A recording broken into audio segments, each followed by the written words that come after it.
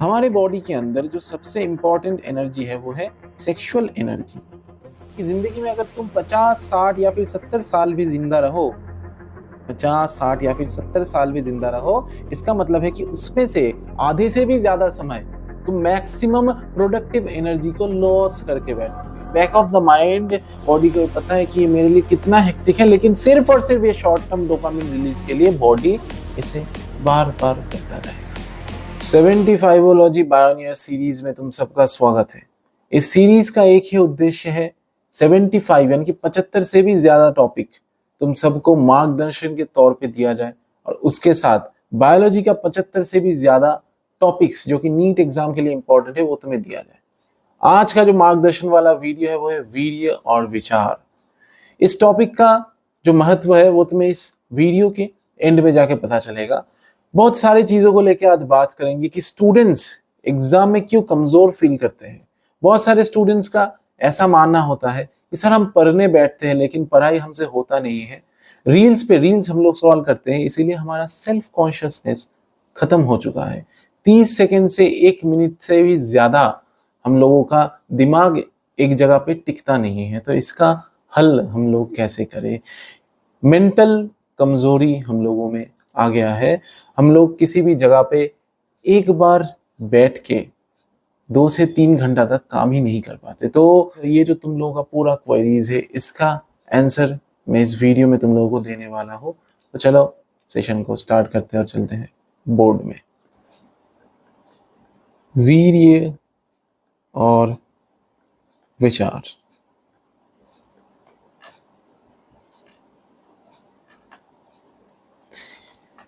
आज की सेशन में हम लोग सीखेंगे कि कैसे तुम लोग ब्रह्मचर्य के द्वारा अपने दिमाग के ऊपर कंट्रोल ला सको, काम स्थिर एक माइंडसेट बिल्ड कर सको, और उसके साथ एग्जाम में वो टॉपिक्स जो तुमसे अक्सर याद नहीं होते हैं उसको भी महारती के साथ एग्जाम में लिख सको। वीर्य, तुम सबको पता है कि वीर्य का मतलब क्या होता है। वीर्य यानी कि सीमेन। सर सीमेन तो सिर्फ और सिर्फ पुरुषों में देखने को मिलता है, तो क्या वुमेन्स के लिए ये सेशन नहीं है? Yes, this session is as important as in male and in female. So ये पूरा वीडियो देखना मत भूलना, क्योंकि मैं जानता हूं कि शुरू के समय मेरा वीडियो थोड़ा सा कम इम्पॉर्टेंट फील करवाता है, लेकिन जब आप सेशन में धीरे धीरे आगे बढ़ोगे तब आपको पता चलेगा कि ये सेशन क्यों इम्पॉर्टेंट है। इंस्टाग्राम में रील स्क्रॉल करने की जगह अगर तुम ये पूरा प्लेलिस्ट देखोगे तो उसमें भला तुम्हारा है। पूरा वीडियो देखने के बाद बात करते हैं। सीमेन ये क्या काम करता है? जैसे कि एक बल्ब जलता है, और वो बल्ब में अगर तुम पूरा देखो कि अगर पूरा वो बल्ब का मैकेनिज्म पूरा अच्छा है, ठीक है, एकदम बल्ब काम करेगा, लेकिन उसके अंदर से अगर इलेक्ट्रिसिटी ही नहीं पास होगा तो क्या वो बल्ब जलेगा? नहीं जलेगा। तो सीमेन भी एक ऐसा सब्सटेंस है जो हमारे मनुष्य के शरीर के अंदर, हमारे पुरुष के शरीर के अंदर इलेक्ट्रिसिटी का काम करता है। तो सर अभी आप ये कमेंट करोगे कि नर्व इंपल्स में तो सर इलेक्ट्रिसिटी जाता है, सीमेन तो नहीं जाता। लेकिन ये सीमेन क्यों इंपॉर्टेंट है और इसके साथ एनर्जी का क्या लिंक है, ये मैं तुम्हें बताता हूँ। देखो, हमारे बॉडी के अंदर जो सबसे इंपॉर्टेंट एनर्जी है वो है sexual energy. Sexual time period के अंदर हमारे बॉडी सबसे ज्यादा एनर्जी खर्च करता है। क्यों? क्योंकि बॉडी का, तुम लोगों ने बायोलॉजी में पढ़ा हुआ है कि बॉडी का एक ही काम होता है, वो है रिप्रोडक्शन। जो सबसे महत्वपूर्ण और गुरुत्वपूर्ण काम होता है वो है रिप्रोडक्शन। अभी रिप्रोडक्शन का मतलब क्या है?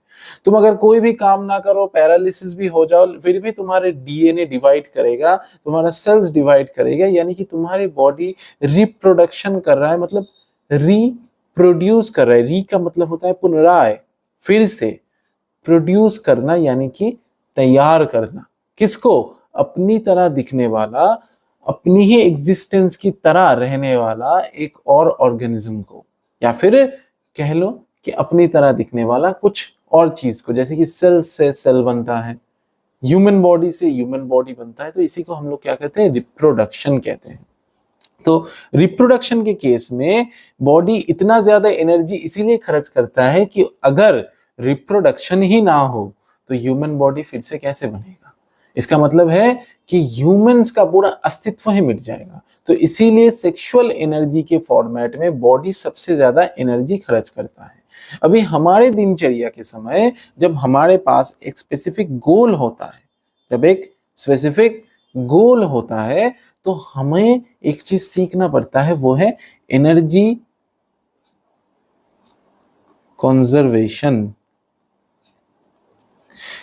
क्योंकि हम अपने पूरे दिनचर्या में रिप्रोडक्शन के दौरान, रिप्रोड्यूस करने के दौरान जितना एनर्जी लॉस करते हैं, अगर वो हमारे डेली वर्क में इन्वेस्ट करेंगे, यहां पे तुम एनर्जी लॉस कर रहे हो, यानी कि तुम लोग मास्टरबेट कर रहे हो, तुम लोग कोई भी सेक्सुअल एक्टिविटीज कर रहे हो, तुम लोग डूम स्क्रॉलिंग कर रहे हो इंस्टाग्राम में, फेसबुक में, जहां से कि तुम्हारा ब्रेन का शॉर्ट टर्म डोपामिन रिलीज हो रहा है। इसके ऊपर भी बात करेंगे थोड़ी ही देर में, थोड़ा सा रुक जाओ। अभी अगर तुम ये एनर्जी को वर्क में इन्वेस्ट करोगे तो इसका मतलब क्या होगा, तुम्हारा वो काम इंप्रूव होता जाएगा। तो यहाँ पे तुम एनर्जी को लॉस कर रहे हो अपनी सेक्सुअल कामों के द्वारा, जो कि तुम्हारे जिंदगी में कोई भी काम नहीं आ रहा, तुम पूरा लॉस कर रहे हो उस चीज को। तो this is a bad investment. अभी क्या होता है, अभी हम लोग अपने दिन में फूड्स लिमिटेड लेते हैं। इसका मतलब है कि हम लोगों का जो एनर्जी है वो भी तो लिमिटेड ही है ना भाई, वो भी तो लिमिटेड ही है। तो अभी इस लिमिटेड एनर्जी को अगर तुम एक एनर्जी लॉस के फॉर्मेट में यूज कर रहे होगे तो क्या वो तुम्हारे लिए एक बैड इन्वेस्टमेंट नहीं बनेगा। तो इसका मतलब है कि जिंदगी में अगर तुम 50, 60 या फिर 70 साल भी जिंदा रहो, 50, 60 या फिर 70 साल भी जिंदा रहो, इसका मतलब है कि उसमें से आधे से भी ज्यादा समय तुम मैक्सिमम प्रोडक्टिव एनर्जी को लॉस करके बैठोगे। इसका मतलब है कि अगर तुम्हारा लाइफ स्पैन 50 साल का है तो उसके अंदर 25 से 30 साल तो तुमने लॉस ही कर दिया, और 20 साल तुम्हें ये समझते समझते चला जाएगा कि चीजें काम कैसे करता है। क्योंकि जिंदगी के हर एक मोड़ पे तुम्हें एक नया चीज महसूस होने वाला है। जैसे कि आज तुम स्कूल में हो, क्लास 1 में हो, तो तुम्हें क्लास 1 को पहले एक्सपीरियंस करना पड़ेगा कि यहाँ पे महारत कैसे हासिल किया जाए, इसके अंदर पढ़ाई अच्छा से अच्छा पढ़ाई करके कैसे अपने फील्ड में टॉप किया जाए। फिर जब क्लास 2 में जाओगे फिर तुम्हें एक नया पढ़ाई एक्सपीरियंस करना पड़ेगा, क्लास 1 का ज्ञान वहां पे नहीं चलेगा।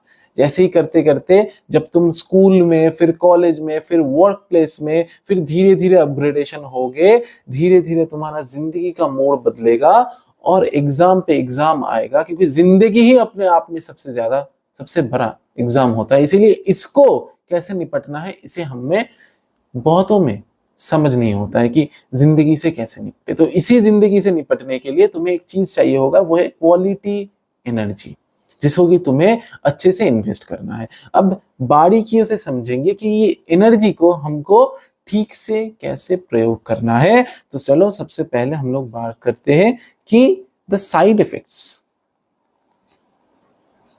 ऑफ सीमेन यानी कि वीर्य लॉस।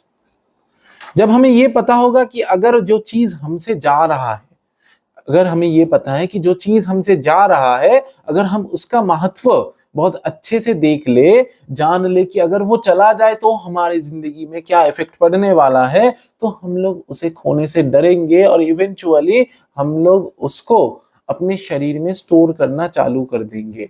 तो वीर्य लॉस से जो होता है वो है हमारा ब्रेन का जो प्रीफ्रंटल कॉर्टेक्स एरिया है, प्रीफ्रंटल कॉर्टेक्स एरिया है, 25 साल के अंदर तुम्हारे बॉडी में ये डेवलपमेंट कंप्लीट हो जाता है।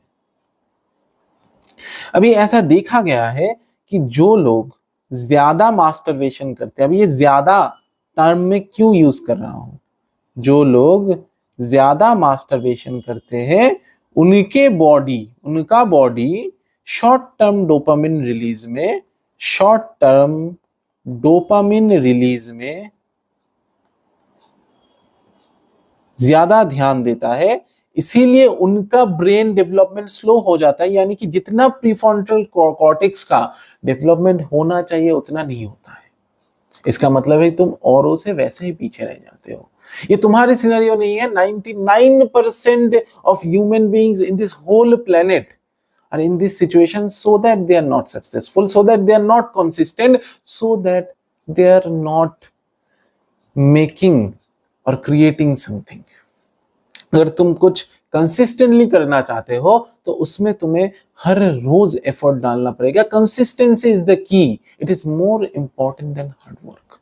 ऐसा भी चल सकता है कि तुम हर रोज काम कर रहे हो 7 से 8 घंटे लगातार, तुम्हें काम करना चाहिए, लेकिन तुम एक दिन 5 घंटा किसी भी तरीके से काम कर रहे हो। सपोज कर लो कि एक दिन में तुम्हारा कोई भी स्ट्रेस आ गया, कोई भी काम ऐसा आ गया कि तुम 7 घंटे वो काम नहीं कर पाए। अगर 5 घंटे भी करोगे तब भी चलेगा, लेकिन कंसिस्टेंसी इज द की। उस दिन तुम्हें काम करना है, 4 घंटा 5 घंटा करो, लेकिन काम करना। और ये याद रखना है कि 2 घंटे मुझे कैसे भी देना है अगले दिन।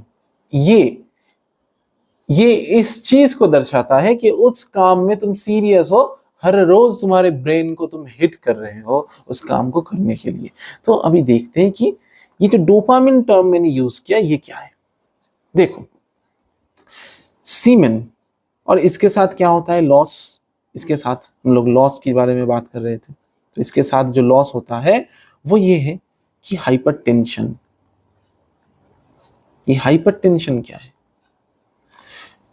जब तुम्हारा माइंड किसी भी एक स्टेट में ज्यादा उत्तेजित हो जाता है, तब अगर कोई भी काम तुम करने जाओगे तो उसके पहले तुम्हारा टेंशन बहुत ज्यादा हाई हो जाएगा, ब्लड प्रेशर हाई हो जाएगा। उस काम को करने में तुम्हें डर लगने लगेगा, तुम्हारा हाथ पैर कांपने लगेगा, तुम अंडर कॉन्फिडेंट फील करोगे।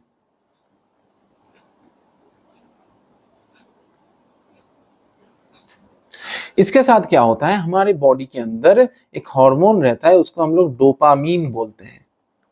अब ये डोपामीन क्या होता है देखो, अब ये डोपामीन क्या होता है ये देखो। डोपामीन एक शॉर्ट टर्म हैप्पीनेस देता है बॉडी में, शॉर्ट टर्म हैप्पीनेस देता है बॉडी के अंदर। अभी डोपामीन, जब तुम कोई भी ऐसा खाना खाते हो, ये फूड्स के दौरान सिक्रीट हो सकते हैं। अगर बॉडी में तुम कैफीन डालो तब ये सिक्रीट हो सकता है। अगर तुम स्लीप ज्यादा लो तब ये सिक्रीट हो सकता है। अगर तुम स्मोकिंग करो, अल्कोहल पियो, अगर तुम मास्टरबेट करो, अगर तुम कोई भी बुक्स पढ़ो, अगर तुम जिम करो, अगर तुम कोई भी ऐसा काम करो जो तुम्हें शॉर्ट टर्म हैप्पीनेस देता है, यानी कि उस काम को करने में तुम्हें मजा आ रहा है, तब जाके ये डोपामिन रिलीज होगा। अभी ये स्पेसिफिक जो टर्म है, masturbate, caffeine, food, slip, smoking, alcohol, ये सब चीजें तुम्हारे बॉडी के अंदर साइड इफेक्ट्स भी लाता है। साइड इफेक्ट्स भी लाता है। क्या लाता है? साइड इफेक्ट्स भी लाता है।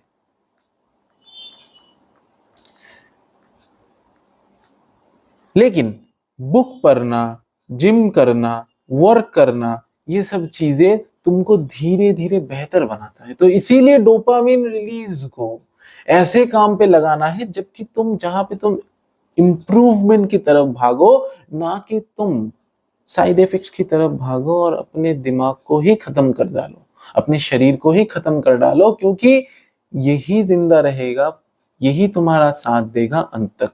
तो इसको हैंडल विथ केयर। ठीक है, चलो हो गया शॉर्ट टर्म हैप्पीनेस। अभी देखो ये शॉर्ट टर्म हैप्पीनेस आता कहां से। सपोज कर लो कि तुम आज कोई भी फूड या फिर कोई भी खाना, एक बर्गर, ठीक है, तुम्हें बर्गर खाना पसंद है, तुम्हें पिज्जा खाना पसंद है, तो ये क्या करेगा, तुम्हारी बॉडी के अंदर जब तुम बर्गर खाओगे तो एक दिन में डोपामिन रिलीज होगा। अभी डोपामिन जाएगा ब्रेन के अंदर, ब्रेन को ये बोलेगा कि भाई मैं हैप्पी फील कर रहा हूं, मैं रिलैक्स्ड फील कर रहा हूं। तो हमारे बॉडी तो होता ही है रिलैक्स्ड फील करने के लिए, तो ब्रेन को लगेगा कि अच्छा ये चीज खाने से मुझे रिलैक्सेशन फील हो रहा है, इसका मतलब है कि ये मुझे हर रोज चाहिए। और डोपामिन का एक खास बात है कि ये अपना फ्रीक्वेंसी बढ़ाता जाता है। इसका मतलब यही है कि जितना फ्रीक्वेंटली तुम आज ये काम कर रहे हो, अगले ही दिन में उससे भी ज्यादा फ्रीक्वेंटली तुम ये काम कर रहे होगे।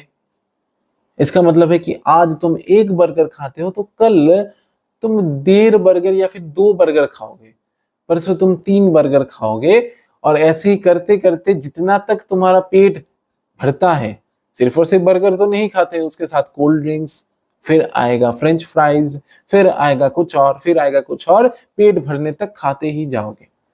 यही होता है जब हम लोग मास्टरबेट करते हैं। मास्टरबेट करने के टाइम पे हमारा बॉडी ये डोपामिन हार्मोन ही रिलीज कर रहा होता है, और आज ये फ्रीक्वेंसी में, जिस फ्रीक्वेंसी में डोपामिन रिलीज होता है, कल बॉडी को चाहिए होगा और ज्यादा रिलैक्सेशन, और ज्यादा हैप्पीनेस, इसीलिए फ्रीक्वेंसी दिन भर दिन बढ़ता जाता है, दिन भर दिन बढ़ता जाता है, दिन भर दिन बढ़ता जाता है। आज एक बार, कल 2 बार, कल 3 बार, परसों फिर 4 बार, ऐसे ही करते करते तुम्हारी बॉडी उस सेल को, जिसको ये बनाने के लिए सबसे ज्यादा एफर्ट डालता है, तुम्हें पता होगा कि स्पर्मेटोजेनेसिस प्रोसेस अपने आप में कितना स्टेप्स रखता है, वो प्रोसेस हमारे बॉडी में बार बार होता है। और बॉडी को ये पता होता है कि back of the mind, body को ये पता है कि ये मेरे लिए कितना हेक्टिक है, लेकिन सिर्फ और सिर्फ ये शॉर्ट टर्म डोपामिन रिलीज के लिए बॉडी इसे बार बार करता जाएगा। इसमें से क्या होगा, तुम डोपामिन रिलीज ये तुम्हारे बॉडी के अंदर 2 से 3 घंटा रहेगा, आवर्स, फिर तुम्हें इच्छा होगा, फिर तुम करोगे, और ऐसे ही करते करते तुम डोपामिन एंगेजमेंट में फंस जाओगे, एंगेजमेंट में फंस जाओगे। मतलब तुम्हारे बॉडी और किसी दूसरे काम के लिए रिस्पॉन्ड ही नहीं करेगा, मतलब तुम्हें इच्छा ही नहीं होगा कि कोई भी प्रोडक्टिव काम किया जाए, कोई भी काम पे कॉन्फिडेंस नहीं आएगा, क्योंकि तुम सबसे छुपते फिरोगे, और इसी के चलते तुम अपने आप को खत्म कर चुके होगे। मेल के केस में ये सीमेन रिलीज से होता है, और फीमेल्स के केस में वेजाइनल फ्लूइड रिलीज के केस में होता है। दोनों ही खराब है। मेल्स के केस में ये डैमेज करता है अपने बॉडी को, और फीमेल्स के केस में ये डैमेज करता है सेक्सुअल एनर्जी को। वही एनर्जी जो तुम खाने से, रेस्पिरेशन नाम का जो प्रोसेस होता है तुम्हारे अंदर, जो कि एक एम्फीबोलिक पैथवे है, जो कि एनाबॉलिक भी है और कैटाबॉलिक भी है, जिसके लिए पहले तुम्हें एनर्जी देना पड़ता है, उससे तुम्हें मिलता है एनर्जी, और उसी से तुम काम करते हो, और उसी काम के जो मैक्सिमम एनर्जी है तुम इस प्रोसेस में लगा रहे हो। इसका मतलब है ये कि तुम फिर से ज्यादा एनर्जी दोगे, ज्यादा खाओगे, बॉडी पे ज्यादा प्रेशर दोगे, बॉडी का पूरा मैकेनिज्म बिगाड़ के रख दोगे। इसका मतलब तुम अपने एनर्जी को बैड इन्वेस्टमेंट की तरफ ले जा रहे हो। अभी सर मुझे एक बात बताइए कि आपने जो विचार रखा है, ये विचार क्यों रखा है? वीर्य तो हम समझ गए, अभी सर हम इससे बाहर कैसे आए? अब समझ में आ रहा है कि क्यों मैं इस टॉपिक को डिस्कस कर रहा हूं, क्या है इस प्लेलिस्ट का महत्व। अगर तुम यहां तक वीडियो देख रहे हो तो मैं तुम्हारे लिए एक सॉल्यूशन के साथ आया हूं। देखो अभी इससे हम बचे कैसे, जिससे कि 99% ऑफ द प्लेनेट परेशान ही परेशान है। देखो फर्स्ट ऑफ ऑल मैं तुमको कुछ ऐसे टिप्स नहीं, तुम अपने आप को ये बोलो कि लाइफस्टाइल चेंजेस में तुम्हें दूंगा। देखो क्या लाइफस्टाइल तुम्हें चेंज करना है। इसके साथ तो मैंने बहुत कुछ नहीं बोला अभी। अभी सर बहुत बोलेंगे कि सर मास्टरबेशन से क्या हम कमजोर पड़ने लगते हैं, हमारे हेयर ग्रोथ में दिक्कत आ जाता है क्या, हमारे हेल्थ में कोई बेनिफिट्स कम हो जाते हैं क्या, हमारे ब्लड सप्लाई में कोई भी दिक्कत आता है। तो मैं उसको सिंपली बोलना चाहता हूं कि अगर तुम्हारे बैंक में पैसा कम हो जाए तो क्या जो जो चीजें पैसों से आता है वो ब्लॉक नहीं हो जाएंगे। इसका मतलब है कि बॉडी को और भी सेल्स बनाने के लिए जो भी एनर्जी लगता है वो एनर्जी ब्लॉक हो जाता है, यानी कि और काम ठीक से नहीं होगा। आज तुम्हें ये पता नहीं चलेगा लेकिन कल को तुम्हें जरूर पता चलेगा। इसी के साथ साथ pre mature ejaculation, sexual problems, ऐसे ही बहुत सारे दिक्कत आ जाते हैं पुरुषों के अंदर और महिलाओं के अंदर भी। तो इसका हल हम कैसे करें? First of all lifestyle change कर दो अपना। कब उठना है, कब खाना है, कैसा खाना है, एक्सरसाइज करना है, क्या करना है, सब बताता हूं। देखो, उठना कब है? ब्रह्म मुहूर्त नाम का एक मुहूर्त होता है, ब्रह्म मुहूर्त।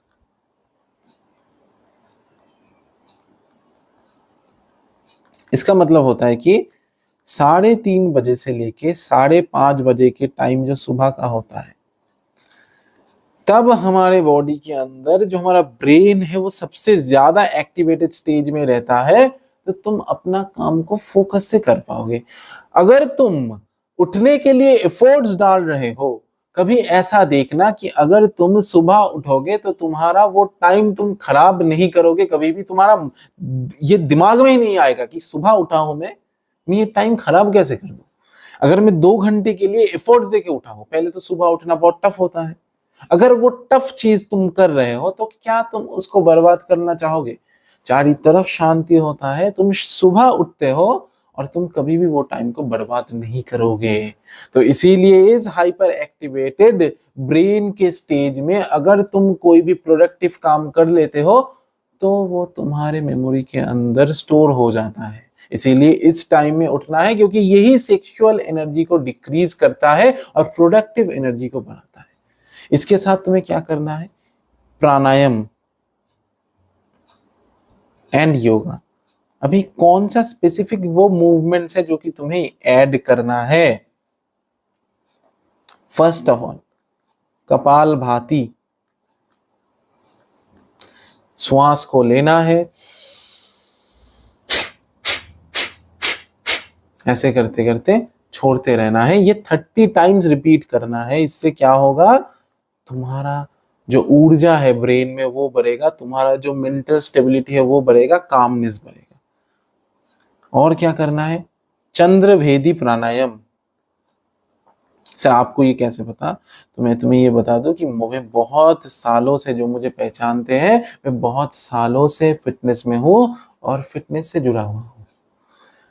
इसीलिए मैं yogic movements, mix martial art, swimming, gymming, ये सब कर चुका हूं और मुझे पता है कि इन सब का बेनिफिट्स क्या है।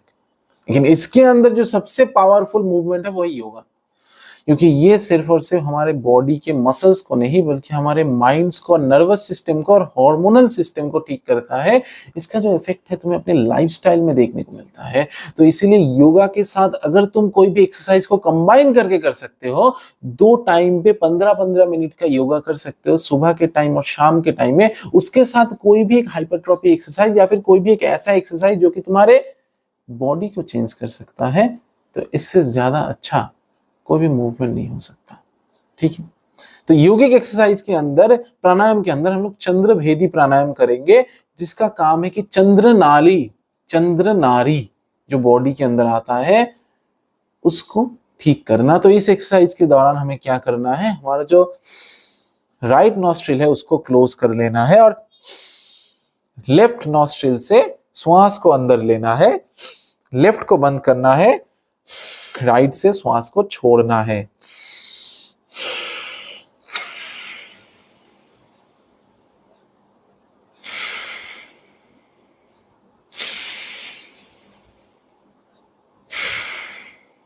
इससे हमारा चंद्र नाड़ी स्ट्रांग होता है और इस एक्सरसाइज को करने के दौरान हमें सिंपली ये ध्यान रखना है कि हमारा पूरा कंसंट्रेशन हमारे श्वास की तरफ ही होना चाहिए।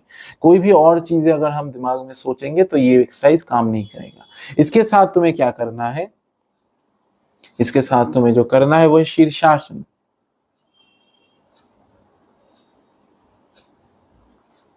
इससे क्या होगा, वज्रासन में बैठना है, माइंड अपने ब्रेन के पीछे ऐसे हाथ रखना है, स्कल के पीछे हाथ रखना है और अपने स्कल को माटी में प्लेस करना है, भूमि में प्लेस करना है और अपने पैर को किसी भी वॉल सपोर्ट लेके ऊपर उठ जाना है और उस वॉल में सिंपली अपने आप को पूरा ऐसे करके चिपका देना है, मतलब सटक जाना है पूरा वॉल से। ये अगर वॉल है, ये तुम हो, एक सेकंड पेन गिर गया, ये अगर वॉल है और ये तुम हो, तो तुम्हें क्या करना है, वज्रासन में बैठना है, अपने सिर को पहले नीचे झुका के दीवार से ऐसे सटक दो और फिर अपने पैर को जंप करके ऊपर उठ जाओ और सिंपली यहाँ पे एक सपोर्ट ले लो, ठीक है, दीवार से चिपक जाओ ऐसे।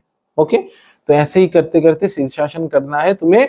ये शीर्षासन 30 सेकेंड से 1 मिनट तक करना है। इससे क्या होगा, तुम्हारे ब्रेन पे ब्लड फ्लो बढ़ेगा, तुम्हारे फेशियल साइड में तुम्हारा जो ये पूरा एरिया है, ये थायराइड वाला पार्ट है, ये पूरा साइड में ब्लड फ्लो बहुत ज्यादा बढ़ेगा। मैं ऐसा नहीं कह रहा हूं कि ब्लड फ्लो यहाँ पे नहीं आता है, लेकिन ग्रेविटेशन के चलते यहाँ पे ब्लड धीरे धीरे कम होने लगता है। ब्रेन के हाइपर एक्टिविटी के लिए ब्लड में तुम लोग जानते हो कि न्यूट्रिशन रहता है। अगर ब्लड फ्लो यहाँ पे ज्यादा बढ़ जाएगा, मैं ऐसा नहीं कह रहा हूं कि ब्लड नहीं आता है ब्रेन में, ब्लड अगर यहाँ पे बढ़ जाता है तो ब्रेन का हाइपर एक्टिव रहने का चांसेस ज्यादा बढ़ जाएगा, इसीलिए शीर्षासन भी करना है। इसके साथ साथ तुम्हें क्या करना है, कौन सा प्राणायाम करना है, इसके साथ साथ तुम्हें जो प्राणायाम करना है वो है भ्रामरी। भ्रामरी प्राणायाम करना है। भ्रामरी प्राणायाम के दौरान हमें क्या करना है कि एक उंगली हमें अपने आईज को क्लोज करके एक उंगली यहाँ पे देना है, एक उंगली यहाँ पे देना है, एक उंगली यहाँ पे देना है और एक उंगली यहाँ पे देना है। सिंपली ये जो दो फिंगर है इसको हमारे कान में पूरा लॉक कर देना है और उसके साथ पूरा पद्मासन में बैठ के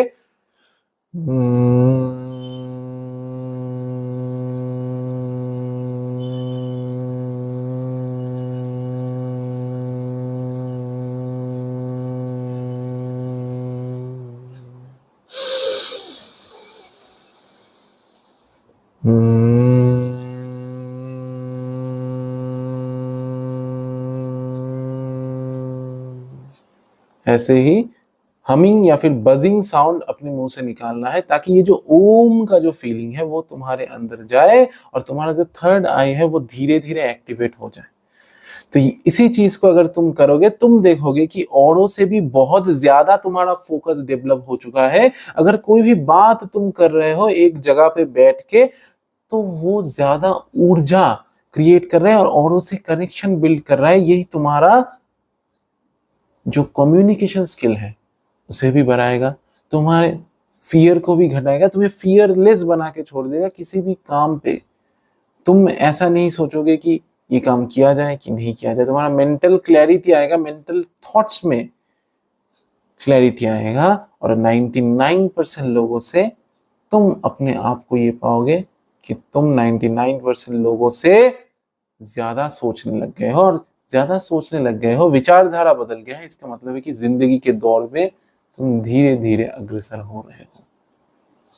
अभी विचारधारा ऐसे ही बदलना है। और अगर कभी ऐसा हो जाए, और इसके साथ क्या करना है, और कभी अगर ऐसा हो जाए कि सर हमारा विचारधारा में कोई भी परिवर्तन आने लगे हैं, हम अपने मार्ग से भटक रहे हैं, उसके लिए ये प्राणायाम तो करना ही करना है। दिन में 2 बार 15 मिनट करके, सुबह के टाइम में और शाम के टाइम में। शाम के टाइम में 6-7 बजे कर सकते हो, सुबह के टाइम में भी, ये ब्रह्म मुहूर्त में उठने के बाद फिर इसको अप्लाई करना है। अभी ये विचारधारा में अगर परिवर्तन आ जाए, क्योंकि प्राणायाम तो हम 15-15 मिनट कर रहे हैं, फिर हम लोग क्या करेंगे, इसके लिए इसको कोई भी धर्म से लिंक नहीं करना है, नाम जाप करना है।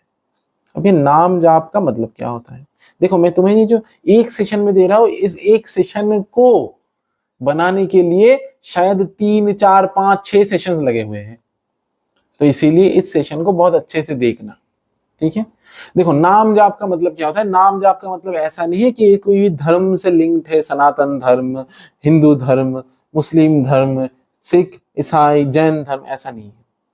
इसका सिंपली ये मतलब है कि अगर तुम भी कोई कहीं भी भटक जाते हो, तुम अपने मार्ग से भटक रहे हो और तुम्हें एक जगह पे स्थिर रहना है, तो ये स्थिरता तुम्हें नाम जब देगा। किसी भी नाम को अगर तुम पावरफुल महसूस करो, सपोज कि तुम मुस्लिम धर्म से हो और तुम्हें अल्लाह का नाम बहुत प्रिय है, तो अल्लाह अल्लाह अल्लाह अल्लाह करते जाना है।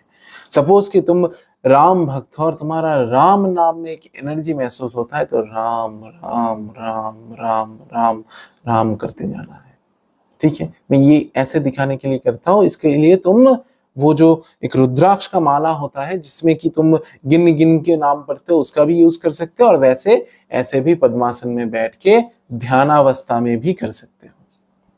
इससे ध्यान लगेगा, तुम्हारा जो मेंटल क्लैरिटी है वो ज्यादा बढ़ेगा, तुम्हारा पिट्यूटरी ग्लैंड में ज्यादा ब्लड फ्लो आएगा और इससे तुम हाइपर एक्टिव हो जाओगे, यानी कि 2 घंटे में तुम 5-6 घंटे का काम कर पाओगे, ठीक है।